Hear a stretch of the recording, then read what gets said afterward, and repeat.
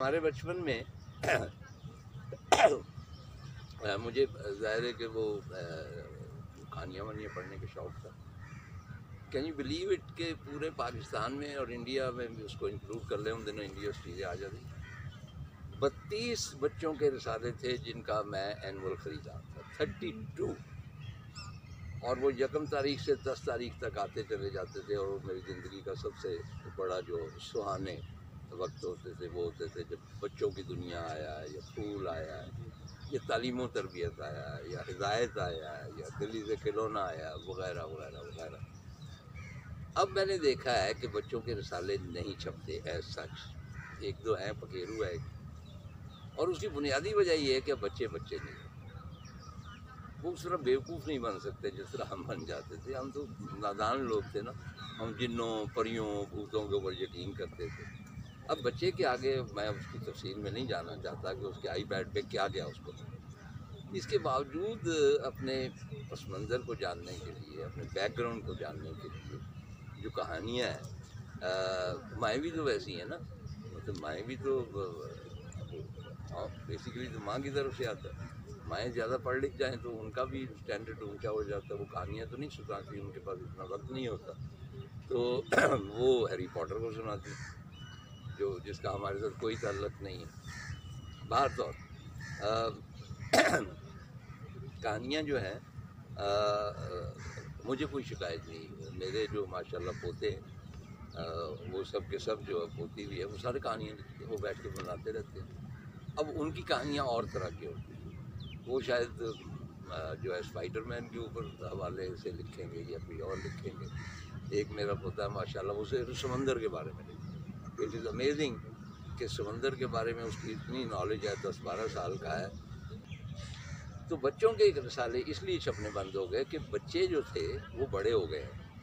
وہ جو آپ کا بچپن کا تھا نا، نادانی کا اور بیوقوفی کا دور، اس کو انہوں نے کراس کر لیا. یو ڈونٹ نیڈ بچوں کے رسالے. اسی طرح یو ڈونٹ نیڈ بچوں کی کہانی انٹل انلیس فہمیدہ ریاض کی طرح آپ ذرا سا سیریس سبجیکٹ کے اوپر. مطلب انہوں نے مجھے زیادہ علم نہیں تھا لیکن مطلب رومی کے بارے میں لکھا اور وہ میری بھی معلومات میں اضافہ ہوا. تفصیل سے لکھا، ان کا ترجمے کیے. اس کے بعد ابن خلدون، جس کو جو ہم تاریخ کا بابا آدم کی بھی کہتے ہیں، ان کی بھی داستان تھی. اور شیخ سعدی بھی کی، اور شیخ سعدی بھی پڑھتے آئے، گلستان بوستان وغیرہ. تو فہمیدہ کا یہ کام جو ہے یہ بہت اہم ہے.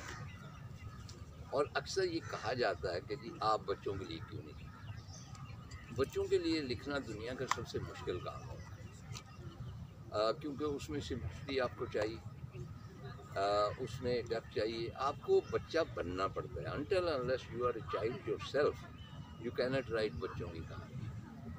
چنانچہ اب جو ادیب ہے، ایک تو وہ بہت آگے چلا گیا ہے، وہ بادر نہیں کرتا.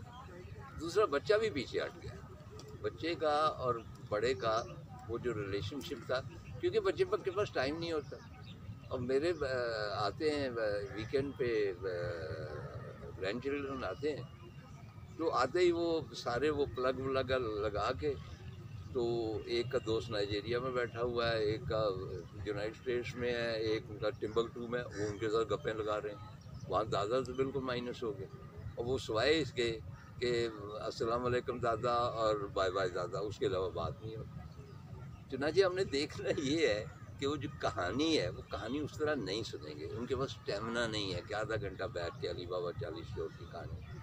ان کی کہانی کو ایک نیا رنگ ہے. چنانچہ وہ میں بات اپنی مختصر کرتا ہوں کہ یہ لوگ جو بھی تگ و دو کر رہے ہیں، بچوں کو کہانیوں کی طرف راغب کر رہے ہیں، یہ بہت مبارکباد ہے اور میں اسے بہت اپریشیٹ کرتا ہوں. خدا حافظ.